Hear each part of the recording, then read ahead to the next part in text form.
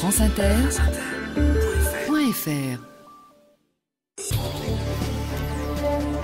France Inter, le 7-9. L'édito politique, bonjour Thomas Legrand. Bonjour Patrick. Ce matin, tentative d'édito politique sur la renonciation du pape Benoît XVI. Oui, parce qu'après tout, Rome est un lieu de pouvoir et deux thèses intéressantes s'affrontent pour analyser l'événement. Olivier Bobineau, sociologue des religions et prof à Sciences Po, qui s'apprêtera à publier L'Empire des papes aux éditions CNRS, estime que la démission de Benoît XVI est la traduction d'une crise majeure du pouvoir catholique, alors qu'Étienne Fouilloux, historien des christianismes du XXe siècle à Lyon 2, y voit plutôt une forme d'adaptation de l'Église à la modernité. Bobineau rappelle que les précédentes démissions étaient déjà dû à des crises du système du pouvoir au sein de l'Église ou entre l'Église et les autorités politiques environnantes. Le pape Poncien renonce au IIIe siècle parce qu'il considère qu'il ne peut plus exercer normalement sa charge ayant été chassé de Rome, exilé par l'empereur Maximin.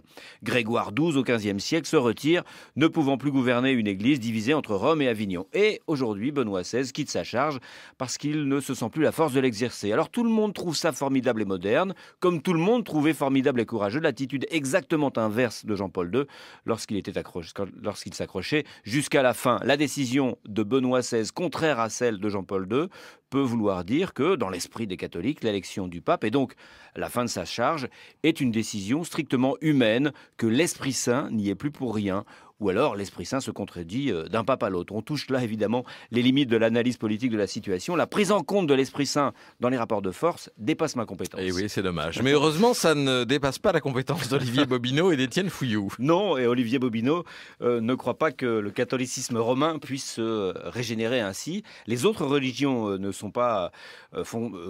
fonctionnent pas beaucoup plus démocratiquement que l'Église catholique, mais la différence, c'est que le catholicisme a son siège au cœur d'un Occident qui s'est démocratisé, qui s'est socialement libéralisé, qui a banni toutes les autorités purement pyramidales. Cet Occident ne peut dès lors que laisser de côté une organisation restée figée dans son principe hiérarchique de fondation divine. Les principes politiques démocratiques qui se sont généralisés en Europe rendent anachronique l'Église romaine telle qu'elle reste dans son organisation strictement pyramidale et masculine. La mondialisation, la puissance de l'autonomie de l'individu, la sexualité, le féminisme, la démocratisation de la connaissance ne sont pas forcément des évolutions qui font reculer le besoin de spiritualité, mais ce sont certainement des facteurs qui rendent inopérant et insupportable la pyramide du pouvoir. Finalement, ce qui départagera Fouilloux et Bobineau, c'est la hiérarchie catholique elle-même. Si elle continue de considérer que la décision de Benoît XVI est d'origine divine, alors Bobineau est dans le vrai.